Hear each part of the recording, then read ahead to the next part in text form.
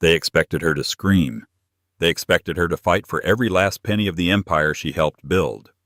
But when the judge asked Elara Vance if she accepted the insulting settlement, a mere fraction of her husband's multi-million-dollar fortune, she didn't cry. She checked her watch, smiled, and said, "I accept." The courtroom was stunned. Her ex-husband thought he had won the ultimate victory. He thought he had left her destitute. He was wrong. Elara wasn't walking out of that courtroom into poverty.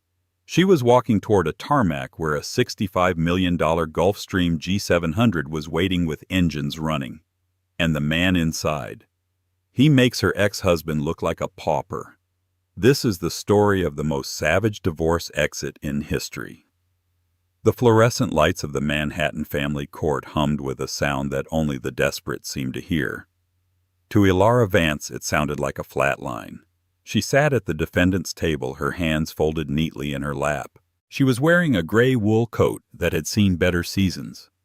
A stark contrast to the bespoke navy blue Italian suit worn by the man sitting 6 feet away from her. Julian Vance. The man who had once promised to hang the moon for her but had instead hung her out to dry. "Mrs. Vance!"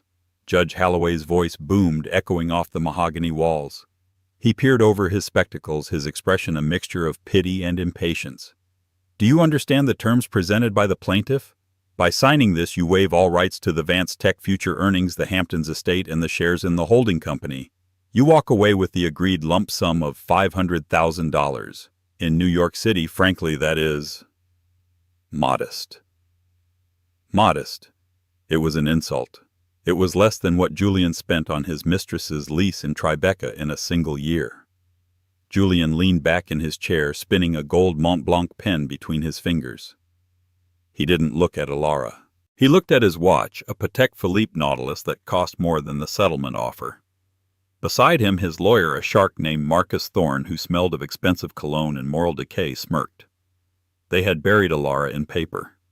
They had hidden assets in shell companies, and the Caymans falsified revenue reports during the divorce proceedings and painted Elara as a frantic, instability-prone woman who contributed nothing to the business. They claimed she was just the office manager in the early days. They conveniently forgot she wrote the code for the original algorithm that made Vance Tech worth $300 million. "I understand, Your Honor," Elara said. Her voice was soft, barely a whisper. "Speak up, please," the court reporter said, fingers hovering over the stenotype. Elara cleared her throat. She looked up, her green eyes clear and unblinking. "I said I understand. I accept the terms." Thorne, the lawyer, audibly exhaled. He whispered something to Julian, who finally turned to look at his wife of 10 years. His eyes were cold, triumphant. He had won. He had successfully cut out the cancer, as he called her, without losing a drop of his precious equity. "Elara," Julian whispered across the gap loud enough for the front row to hear. "It's for the best. You were never built for this life." The judge hesitated. Even he seemed uncomfortable with how quickly Elara was capitulating. "Mrs. Vance, once you sign this decree, there is no going back. No appeals based on asset discovery. This is final. I have somewhere to be." "Your Honor," Elara said, checking her own wrist. She wasn't wearing a Patek. She was wearing a simple, leather-strapped vintage piece. "Can we proceed?" The room rippled with murmurs. The few reporters in the back row, hoping for a screaming match, looked disappointed. This was the woman who had allegedly thrown a vase at Julian. The woman portrayed in the tabloids as a gold digger. She looked like a ghost. Elara stood up. She walked to the bench. She didn't shake the hand that Thorne offered. She took the pen, signed her name in a fluid, sharp script, and set the pen down with a deliberate click. Elara Marie Vance. It was the last time she would write that name. "Done," she said. "Court is adjourned." Judge Holloway banged the gavel. Julian stood up, buttoning his jacket. He walked over to her, invading her personal space. The scent of his musk, a scent she used to love, made her stomach turn. "I'll have the check sent to your mother's address," Julian said, a cruel smile playing on his lips. "I know you're staying there. Don't spend it all in one place, Elle. And hey, try to find someone in your own league next time. Maybe a barista. Elara looked at him, really looked at him. She saw the crow's feet she used to kiss the lips that had whispered lies for 3 years. She felt nothing. The anger had burned out months ago, replaced by a cold, hard resolve. "Goodbye, Julian," she said. "Enjoy the company." She wasn't talking about his lawyer. She was talking about the company she had built, the company he thought he owned, and the storm that was brewing just over the horizon. She turned and walked down the center aisle. The heavy wooden doors of the courtroom loomed ahead. She pushed them open, stepping out of the stale air of the legal system and into the chaotic hallway. Part 1 of the plan was complete. He had signed. He was legally severed from her. And that meant she was legally severed from him, which meant she was free to get on the plane. The moment Elara stepped onto the courthouse steps, the flashbulbs blinded her. Julian had tipped them off. Of course he had. He wanted this documented. He wanted the world to see Elara Vance, the discarded wife, walking away with her head hung low, defeated and broken. He wanted the walk of shame to be on the front page of the Post. "Elara, Elara, is it true you took a plea deal? Mrs. Vance, are you homeless? Elara, look this way. Do you have anything to say to Tiffany?" The questions were like darts. Tiffany.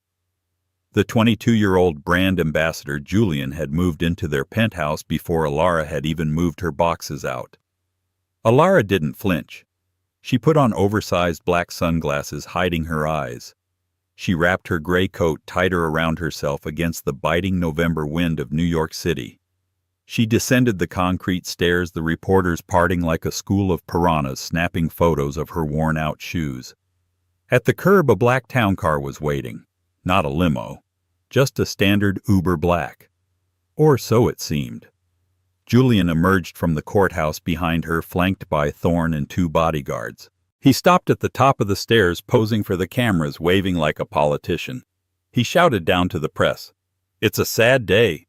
Julian projected his voice fake somber.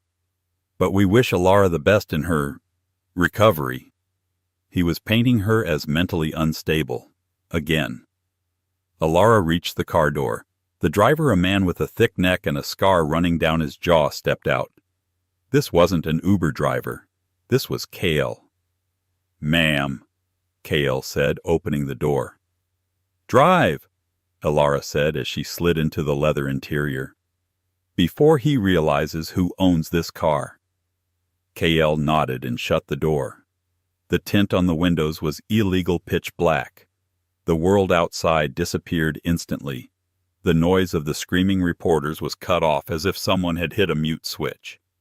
Elara let out a breath she felt like she'd been holding for a year. She reached into her purse and pulled out a phone. Not her trackable iPhone, but a burner. She dialed a single number. It rang once. "Is it done?" a deep baritone voice asked on the other end.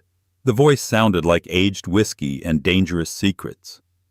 "Signed and sealed, Silas," Elara said. "He thinks he won. He thinks I'm going to my mother's house in Queens." "The flight plan is filed," Silas replied. "Teterboro, Hangar 4. You have 40 minutes before the air traffic window closes. If you miss it, we're stuck in New York for another 24 hours, and I don't think you want to be in the same city as him when the news drops." "I'm on my way," Elara said. "Elara, yes, don't look back." "I'm not looking back, Silas. I'm looking down." She hung up. As the car weaved through the heavy Manhattan traffic, Elara opened her bag again. She pulled out a tablet. She logged into a secure server, a server that Julian's expensive forensic accountants had never found because it didn't exist on the Vance Tech mainframe. It existed on a private satellite uplink owned by Sterling Industries. She watched the live stock ticker for Vance Tech. It was trading at $45 a share. Julian's net worth was technically tied to this number. "Enjoy it for another hour, Julian," she whispered. The car didn't head toward Queens. It shot through the Lincoln Tunnel, bypassing the gridlock with aggressive precision.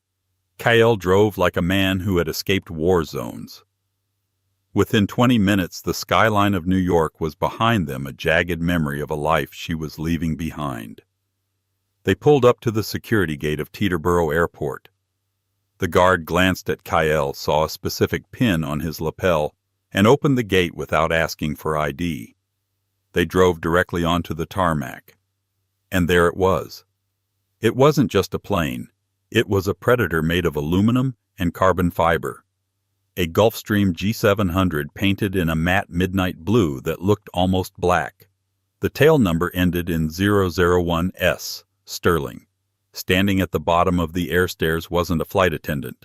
It was a man in a black turtleneck and a charcoal trench coat. He was tall, imposing, with silver-streaked black hair and eyes that could cut glass. Silas Sterling. The billionaire recluse. The man who owned half the shipping lines in the Atlantic and a tech portfolio that dwarfed Vance Tech. And unknown to the world, Alara's childhood friend. The boy she had tutored in math before he vanished to boarding school. The man she had reconnected with 6 months ago on an encrypted chat room when she realized Julian was gaslighting her. The car stopped. Kyle opened the door. Alara stepped out onto the tarmac. The wind whipped her hair, but she didn't care. "You're late," Silas called out, though a small, rare smile tugged at the corner of his mouth. "Traffic was a bitch," Alara replied, walking toward him. "So is your ex-husband," Silas said, extending a hand to help her up the stairs. "But don't worry, we have better champagne than he does." Just as Alara placed her hand in Silas's, a screech of tires echoed across the tarmac. Alara froze. She turned around. A silver Porsche 911 had just smashed through the secondary security barrier, followed by 2 airport security SUVs with lights flashing. The Porsche skidded to a halt 50 yards away. The door flew open. Julian Vance stumbled out, his tie undone, his face red with rage. He was holding a phone in his hand. "Alara!" he screamed, his voice cracking over the wind of the jet engine starting up. "Alara, you bitch! What did you do?" He had found out sooner than expected. "Get on the plane," Silas said, his voice dropping an octave. He signaled to Kyle, who stepped between the plane and the raving man.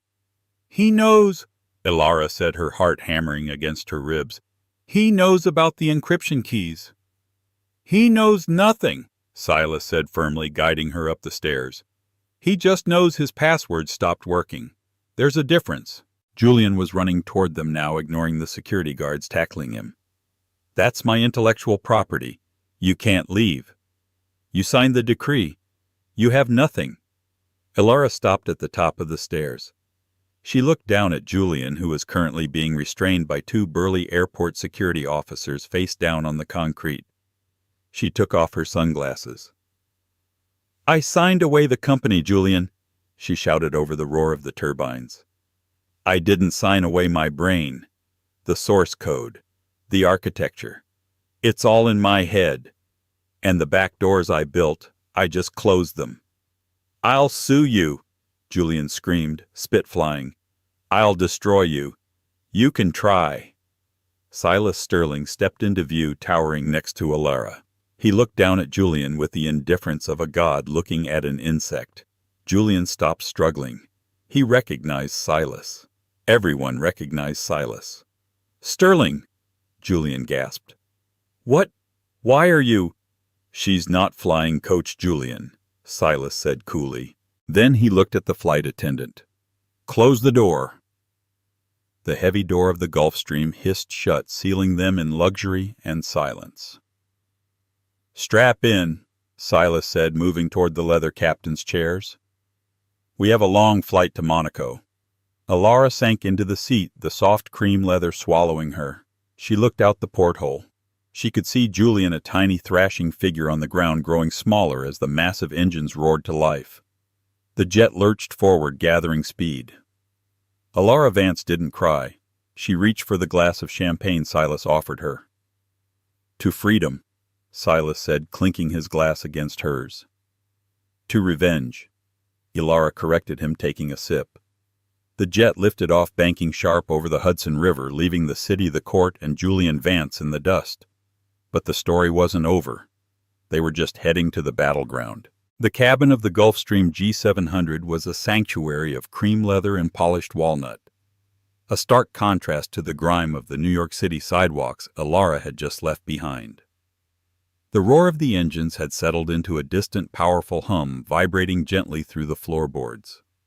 They were cruising at Mach 0.90, tearing through the atmosphere faster than the speed of sound, yet inside the air was still. Alara stared at the bubbles rising in her crystal flute. "You're shaking," Silas said. He wasn't sitting across from her. He had moved to the seat adjacent, invading her personal space just enough to offer comfort without being predatory. He reached out and placed a warm, heavy hand on her trembling knee. "I'm not shaking because I'm scared," Alara whispered, her voice hoarse. "I'm shaking because I'm finally angry." Silas nodded, his dark eyes scanning her face.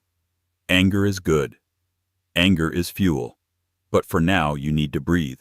You haven't taken a full breath in 3 years, Alara." He was right. 3 years. That was when Julian had started the rebranding of Vance Tech. That was when he moved Alara out of the CTO office and into an advisory role. That was when he started coming home late, smelling of unfamiliar perfume and arrogance. That was when the gaslighting began, telling her she was forgetful, telling her the code she wrote was buggy, telling her she was lucky he kept her around. "Do you have the tablet?" Alara asked suddenly, sitting up straighter. Silas reached into his briefcase and pulled out a secure military-grade tablet. Connected to the Starlink maritime grid. Untraceable. Alara took it. Her fingers flew across the screen. She wasn't checking social media. She was accessing a command terminal. Green lines of code cascaded down the screen, reflecting in her eyes. "What are you doing?" Silas asked, taking a sip of his scotch. "Julian thinks I sabotaged the company." Alara said, a dark smile touching her lips. "He screamed about intellectual property. But I didn't steal anything, Silas. I didn't delete a single line of code. That would be illegal. That would violate the settlement I just signed." Then why was he chasing the plane? Because, Alara tapped a final key. Vance Tech's core algorithm, the Oculus engine, relies on a hyper-secure authentication protocol to run its daily compilation. It prevents corporate espionage. It requires a biometric key to unlock the server every 24 hours. Silas raised an eyebrow. And the biometric key, Alara looked at him, is my heartbeat. Silas froze his glass, hovering halfway to his mouth. "You tied a billion-dollar company's functionality to your pulse." "Not my pulse specifically," Alara corrected, leaning back. "My Apple Watch data. My unique biorhythm. I wrote it into the kernel 5 years ago, when we were just a startup in a garage.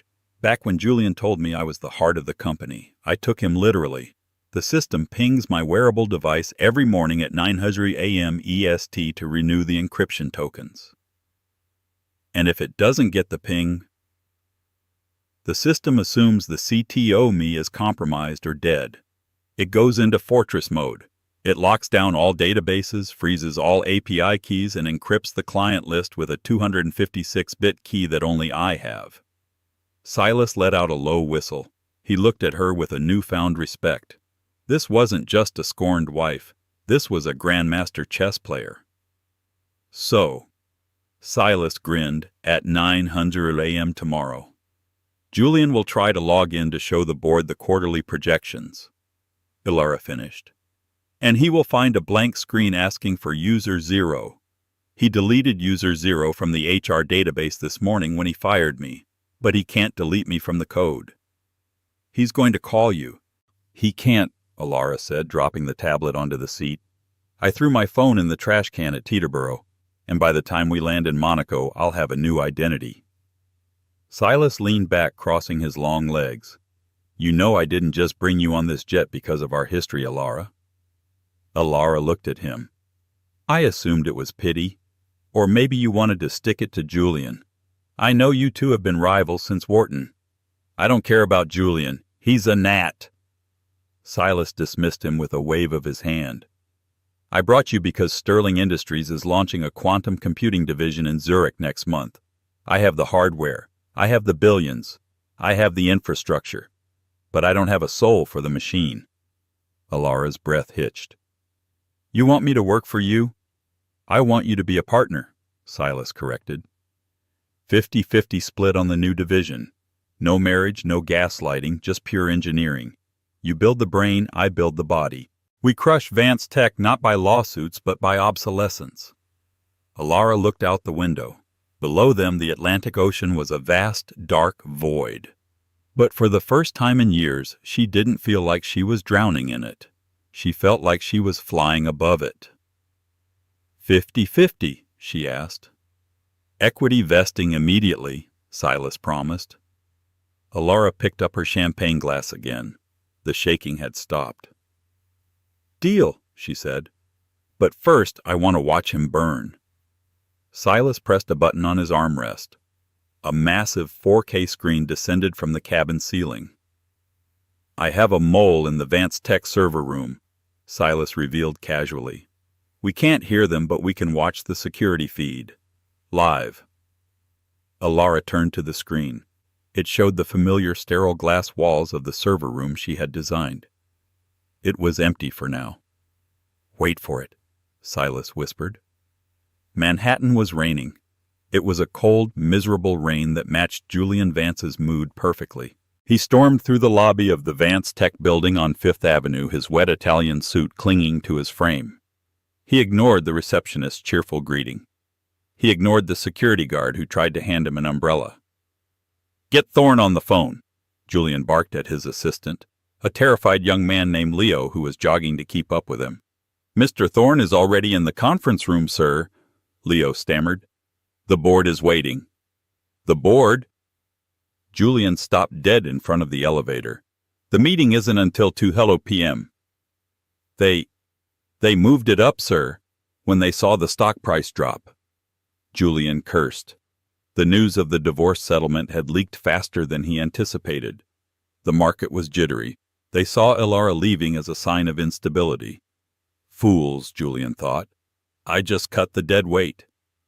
He stepped into the elevator and punched the button for the 40th floor. He needed to project confidence. He needed to show them that Alara was nothing more than a glorified secretary and that he, Julian Vance, was the visionary. He smoothed his hair in the reflection of the elevator doors. Showtime. When the doors opened, the atmosphere was electric, but not in a good way. It was the frantic energy of a sinking ship. People were running with papers. Phones were ringing off the hook. Julian strode into the main conference room. The board of directors sat around the long glass table. 7 men and women who controlled the fate of the company. At the head of the table sat Marcus Thorne, looking unusually pale. Julian, said Arthur Pennyworth, the chairman of the board. He was a man of few words and zero patience. Care to explain why our entire beta platform is offline? Julian blinked. What? It's not offline. I checked it this morning. Try it now. Arthur gestured to the large monitor on the wall. Julian walked over to the console. He typed in his credentials. Access denied. He frowned. He typed them again. Access denied. It's a glitch. Julian laughed nervously. Probably a server reset. I'll fix it from the back end. He pulled out his phone to bypass the firewall, but his phone wouldn't connect. Leo, Julian shouted. Get the IT director in here now.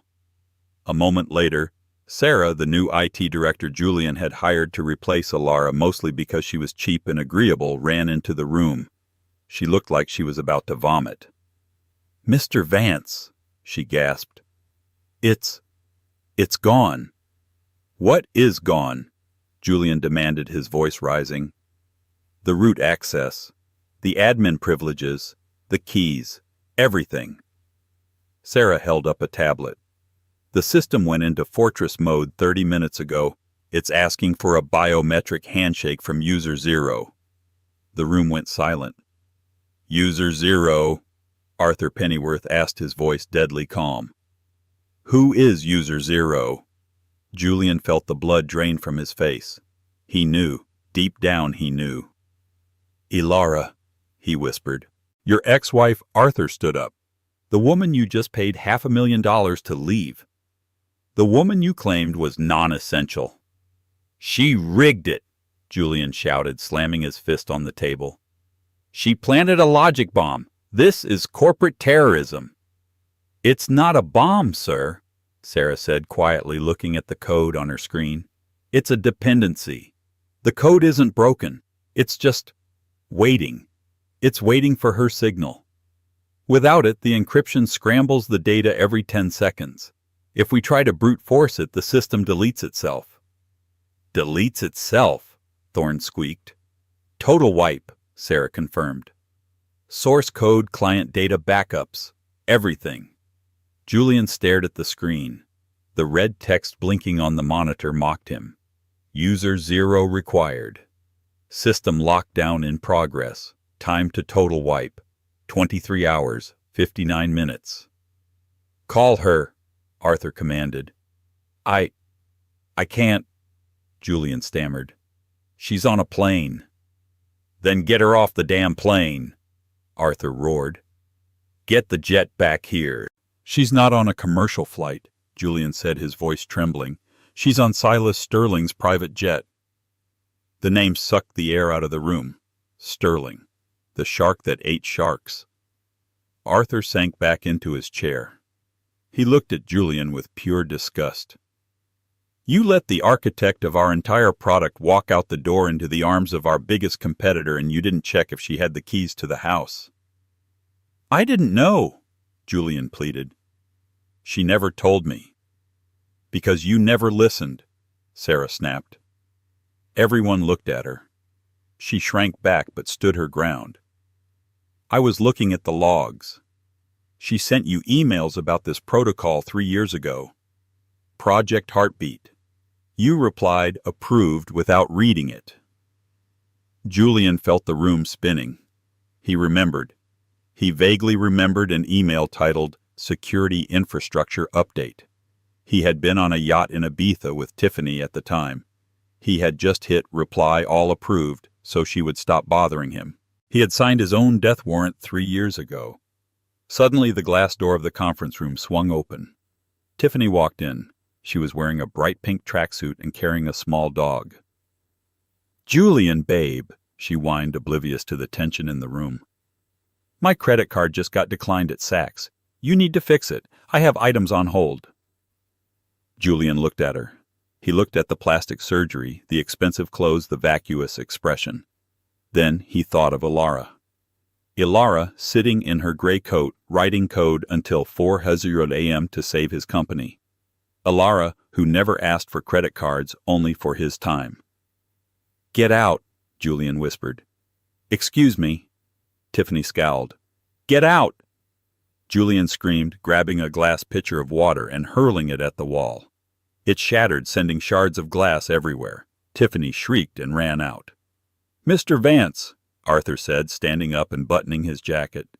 The board is convening an emergency vote. I suggest you start packing your office. If that system isn't online by tomorrow morning, we are suing you for breach of fiduciary duty. And we will take everything. The penthouse, the cars, the watch on your wrist. You can't do that, Julian cried. I am Vance Tech.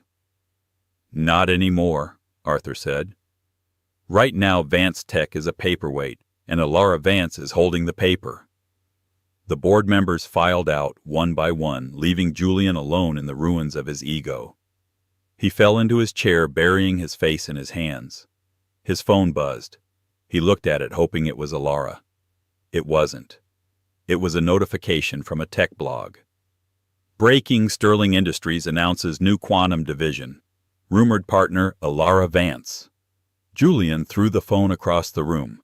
It cracked against the wall just like his life. The Gulfstream G700 touched down at the Nice Côte d'Azur airport, just as the sun was beginning to dip below the horizon, painting the French Riviera in hues of violet and burnt orange. The landing was so smooth, Ilara barely noticed they had hit the ground. She wasn't wearing the worn-out gray wool coat anymore. Somewhere over the Atlantic, a stewardess had presented her with a garment bag. Inside was a white silk power suit tailored by Tom Ford, sent ahead by Silas's personal shopper. "New armor," Silas had said, not looking up from his briefing papers. "You can't conquer Europe looking like a defendant." Now standing on the tarmac in France, Alara felt different. The air here smelled of sea salt, lavender, and old money. A helicopter was waiting, a sleek Airbus H-160, to shuttle them the short distance to Monaco. "Ready?" Silas asked, offering his arm. "For the helicopter, yes," Alara said. "For what comes after, I'm not sure." "What comes after is the easy part," Silas replied, his voice low and steady. "You create. You breathe. You live. The hard part was staying in that courtroom." The helicopter ride was a blur of azure waters and yacht-dotted coastlines. They landed on the helipad of the Hôtel de Paris Monte Carlo, the crown jewel of Monaco. It was a place Julian had always promised to take her for their 10th anniversary. Instead, he had taken Tiffany to Cabo. Walking into the lobby, Alara noticed heads turning. It wasn't just Silas whose face had graced the cover of Forbes 3 times. It was the energy between them. They moved in sync, a binary star system of power and intellect. They were ushered into the Princess Grace Suite, a 900-square-meter palace of marble and gold leaf spread over 2 floors with a private terrace overlooking the Mediterranean. "My team has set up a server rack in the study," Silas said, loosening his tie. "It's isolated from the hotel Wi-Fi. You can monitor Vance Tech from there without being traced." Alara walked to the terrace doors. "Silas, why are you doing this? Really, a 50-50 partnership is generous even for you. You could have just hired me." Silas poured 2 glasses of water. No alcohol this time. He walked over to her, his expression serious. "Do you remember high school calculus?" he asked. Alara laughed dryly. "I remember you failing it until I tutored you." "Exactly," Silas said. "I was brilliant at macro strategy, at seeing the big picture. But the details, the intricate, beautiful logic that makes things work, that was always you. I built Sterling Industries on brute force and acquisition. But it's hollow, Alara. We have the hardware, but we don't have the innovation. Julian stole your genius and bottled it. I want to uncork it." He handed her the water. "And yes, maybe I also hate bullies. And Julian Vance is the biggest bully I know." Alara took the glass. "He's not a bully anymore, Silas. As of 4 hours ago, he's a victim of his own incompetence. Speaking of which," Silas pulled a remote from his pocket and clicked on the massive television embedded in the mirror. "CNBC is running a special report." The screen flickered to life. A frantic news anchor was standing outside the Vance Tech headquarters in New York. "Panic on Wall Street today as Vance Tech halted all trading after plummeting 40% in pre-market hours. Sources say a catastrophic technical failure has locked the company out of its own servers. CEO Julian Vance has not been seen since early this afternoon, and rumors of a hostile board takeover are swirling. Analysts are calling this the Black Tuesday of the tech world." Alara watched the ticker tape at the bottom of the screen. Vance 2257. It had halved in value in 1 day. "He's coming," Alara said softly. "He's not going to stay in New York." "Let him come," Silas said, turning off the TV. "Monaco is a small country. There are no shadows for him to hide in here." Meanwhile, 30,000 feet above the Atlantic, Julian Vance was in hell. He wasn't in a private jet. He was in business class on an Air France commercial flight, squeezed next to a snoring tourist who smelled of onions. His credit cards had been frozen by the bank pending the board's investigation into gross negligence. He had barely managed to scrape together the cash for this ticket by pawning his Patek Philippe at a shop on 47th Street for a fraction of its value. He was drinking whiskey from a plastic cup. His phone was connected to the plane's spotty Wi-Fi, and every time he refreshed his email, the news got worse. Subject urgent. Board resolution. From Arthur Pennyworth. Julian, effective immediately, you are suspended as CEO. If you do not produce the encryption keys by 9:00 a.m. tomorrow, we will move to criminal prosecution." "Damn her!" Julian hissed, slamming his cup down. The flight attendant glared at him. He looked at the seat beside him. It was empty. Tiffany wasn't there. When he had rushed back to the penthouse to pack, he found the closets empty. Her clothes, her jewelry, the Birkin bags he had bought her gone. The safe in the master bedroom was open. The $50,000 in emergency cash he kept there, gone. On the nightstand, written in lipstick on one of his business cards, was a note. "Sorry, babe. The ship is sinking and I don't look good in wet clothes. XOXO." T. She had left him. The woman he destroyed his marriage for had looted him and vanished the moment the stock dipped. Julian ground his teeth so hard he felt a molar crack. He was alone. He had no company, no wife, no mistress, and dwindling funds. But he had a plan. He knew Elara. She was soft. She was sentimental. If he could just get to her, if he could just look her in the eyes and apologize, play the victim, tell her he made a mistake, she would unlock the system. She always fixed his messes. She couldn't resist helping people. He would find her in Monaco. He would beg.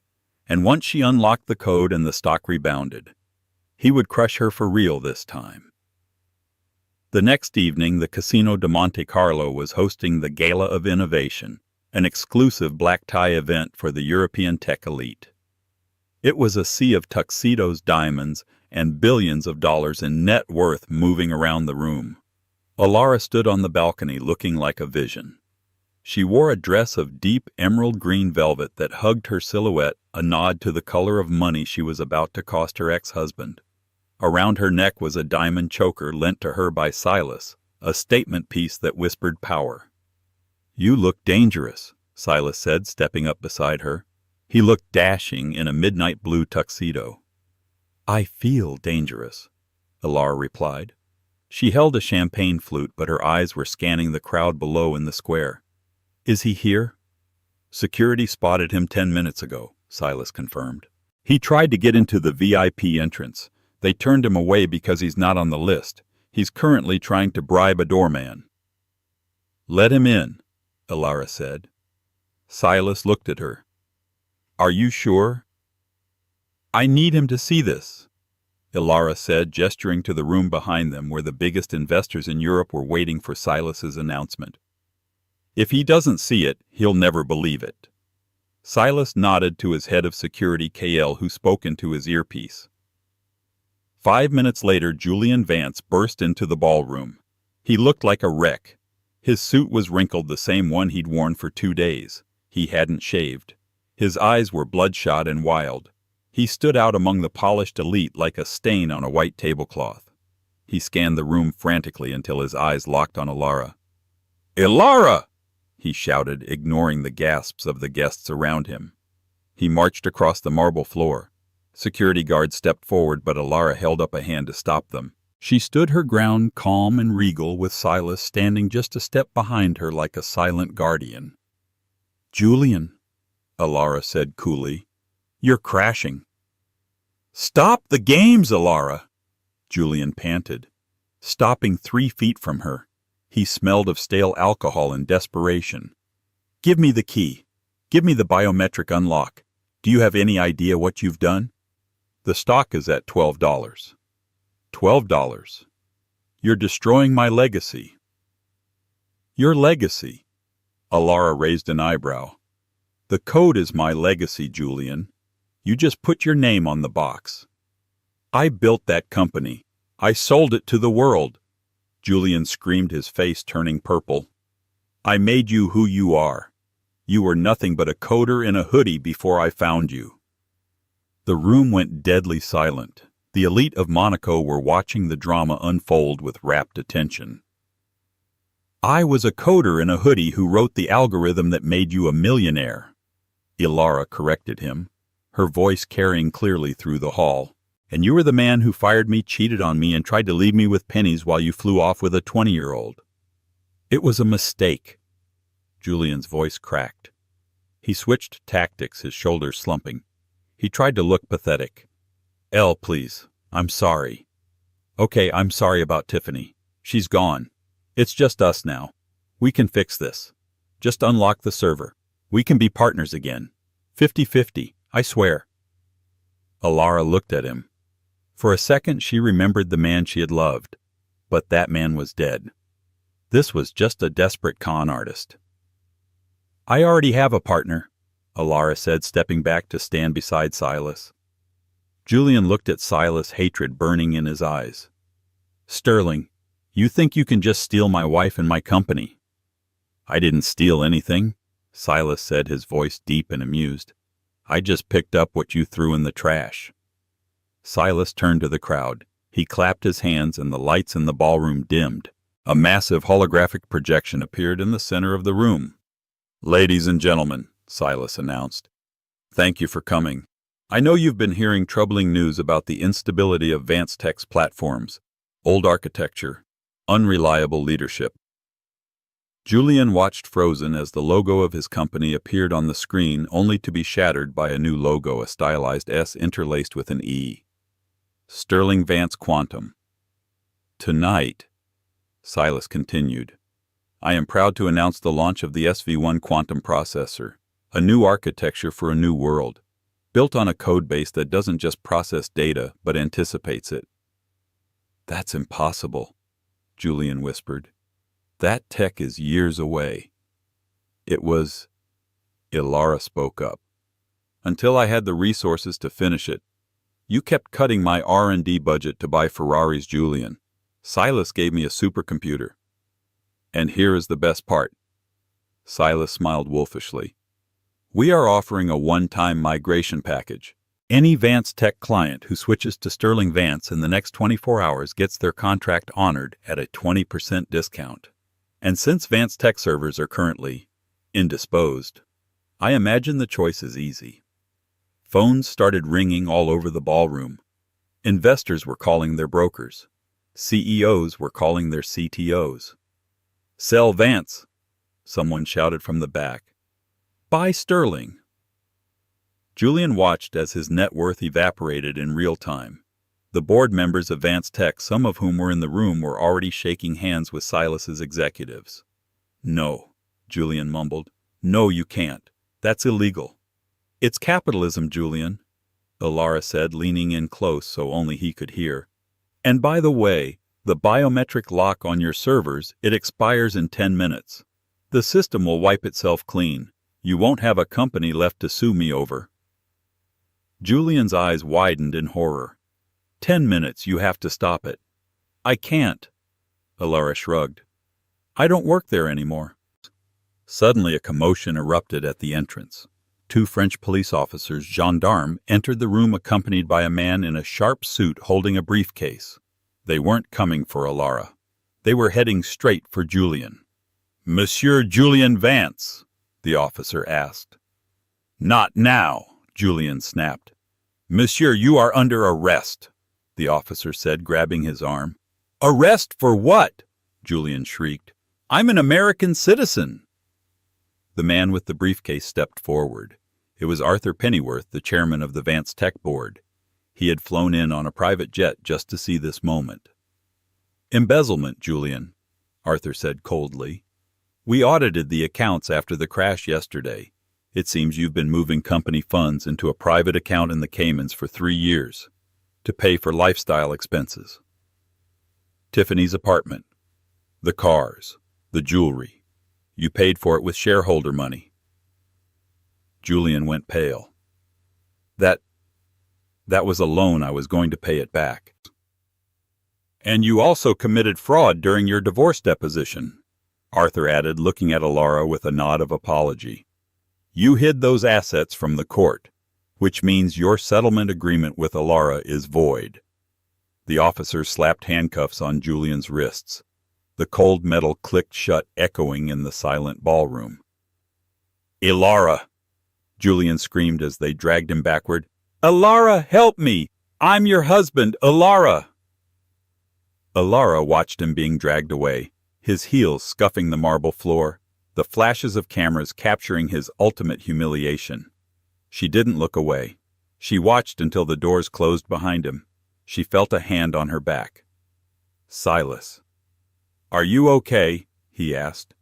Alara took a deep breath. The knot in her chest, the one that had been there for 3 years, finally unraveled. "No," she said, turning to him with a radiant smile. "I'm better than okay. I'm free." She looked at the clock. 8:59 p.m. "1 minute left," she said. "Goodbye, Vance Tech." In New York, inside the dark server room, a red countdown hit 0. The drive spun down. The code erased itself. The zeros overwrote the ones. The empire Julian Vance had built on his wife's back simply ceased to exist. But the story had one final twist left. Because while Julian was going to jail, someone else was waiting in the wings. 6 months had passed since the night the lights went out at Vance Tech. In the financial history books, they were already calling it the Vance event. It was a cautionary tale taught in business schools from Wharton to London. Never build your castle on a foundation you don't understand, and never ever underestimate the person holding the keys. Alara Vance, though she was in the process of legally restoring her maiden name, Thorne sat in her new corner office in Zurich. The space was a testament to the future.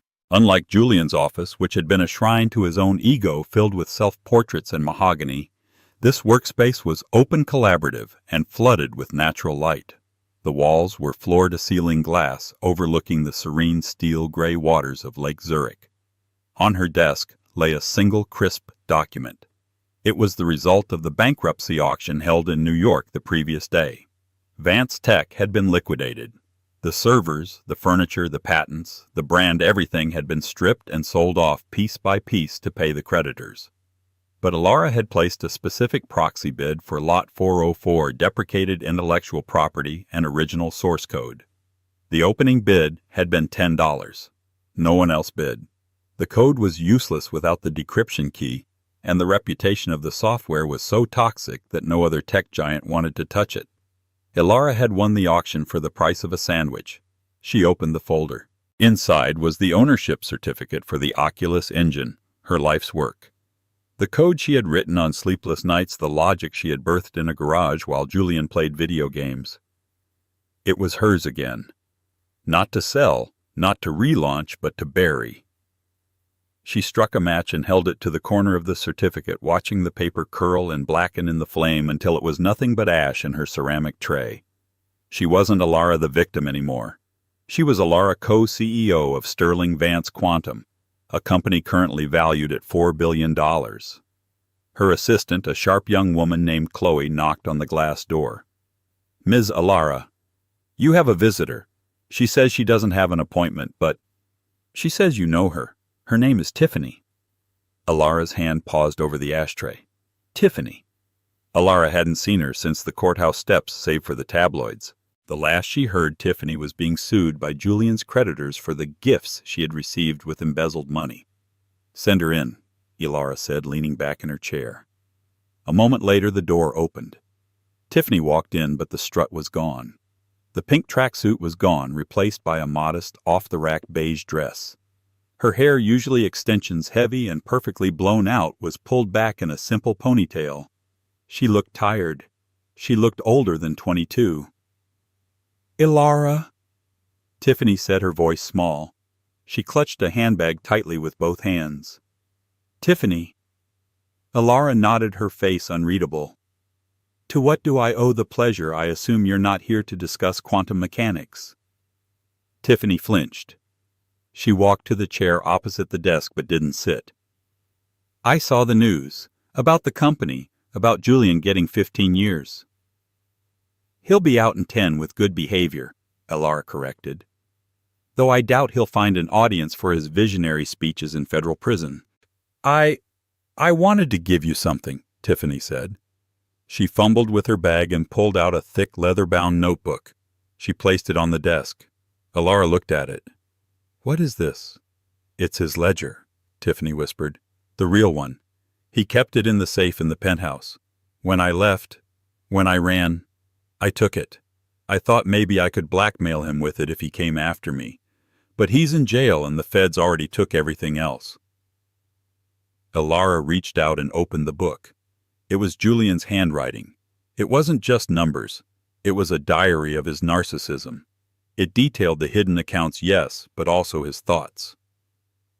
January 14th. Elara is asking questions about the budget again. I need to distract her. I'll start a fight about her mother. That always shuts her up. Elara felt a chill run down her spine. It was proof. Undeniable written proof that their marriage hadn't failed because she was difficult, or unstable, as he claimed. It had been a calculated manipulation from the start. "Why bring this to me?" Elara asked, looking up. "You could have sold this to the Post for 50 grand. Tiffany looked down at her shoes. "I tried. They said the Julian Vance story is old news. And honestly, I'm tired, Elara. I'm working at a diner in New Jersey. I lost the apartment. I lost the car. I have nothing." She looked up, tears welling in her eyes. "He promised me the world just like he promised you. I thought I was special. I thought I was winning. But I was just the next victim. I figured, you're the only person who actually understands what it's like to be used by him." Elara looked at the young woman. She could have been cruel. She could have laughed. She could have had security throw her out. Tiffany had been a willing participant in the destruction of Elara's marriage, but looking at the broken girl in the beige dress, Elara just felt pity. Julian was a predator, and predators didn't just eat the strong. They ate the weak, too. Elara closed the book. "I don't need this, Tiffany. I know who he is. I don't need his handwriting to validate my reality anymore." She slid the book back. Then she opened her desk drawer and pulled out a checkbook. She wrote a check, tore it out, and slid it across the desk. Tiffany picked it up. Her eyes widened. $10,000? "It's not a payoff," Elara said sternly. "And it's not charity. It's a scholarship. Use it to go to school, get a degree, learn a trade, build something that is yours so you never have to rely on a man like Julian Vance again." Tiffany stared at the check, her hands shaking. I don't know what to say." "Say goodbye," Elara said softly, "and don't come back." Tiffany nodded, wiping her eyes. She turned and walked out the door, leaving the ghost of Julian's manipulation behind her forever. Elara took a deep breath. That was the final thread. Snipped. "You're too nice." A deep voice came from the doorway connecting to the adjoining office. Silas Sterling leaned against the doorframe. He had been listening. He walked in looking impeccable in a charcoal vest and rolled-up sleeves. He carried the quiet confidence of a man who had nothing left to prove. "I'm not nice," Elara said, standing up and walking to the window. "I just know that hate is too heavy to carry. I'd rather put it down." Silas walked up behind her. He didn't touch her, not yet. He just stood close enough that she could feel his warmth. "The Q processor is live," Silas said. "The encryption is holding. We've already signed contracts with 3 major banks and the Defense Department. You did it, Elara. You changed the world." "We did it," Elara corrected, turning to face him. The sun was setting over Lake Zurich, casting a golden glow over the room. It was the same time of day as when she had walked out of that courtroom in New York, but the light felt different now. It wasn't an ending. It was a beginning. "So," Silas said, a playful glint in his eye, "now that we have conquered the tech world, crushed your enemies, and cleared the wreckage, what is next on the agenda, Mrs. Vance?" "Ms. Thorne," she corrected. "Actually, I was thinking of taking a break." "A break?" Silas feigned shock. "From coding? From everything?" Silas reached into his pocket. He didn't pull out a ring box, that would be too cliché. Instead, he pulled out an old iron skeleton key. "This is the key to a villa in Tuscany," Silas said. "I bought it 10 years ago. I've never been there. It has a vineyard, a library, and terrible Wi-Fi." Elara took the key. It was heavy, cold, and real. "Terrible Wi-Fi," she smiled. "Sounds like torture." "Sounds like freedom," Silas countered. "The jet is fueled. We can be there for dinner." Alara closed her hand around the key. She leaned in and kissed him. It wasn't a Hollywood kiss. It was soft, grounded, and full of promise. "Let's fly," she whispered. Julian Vance sits in a cell watching the world forget his name. Tiffany is starting over, learning that shortcuts only lead to dead ends.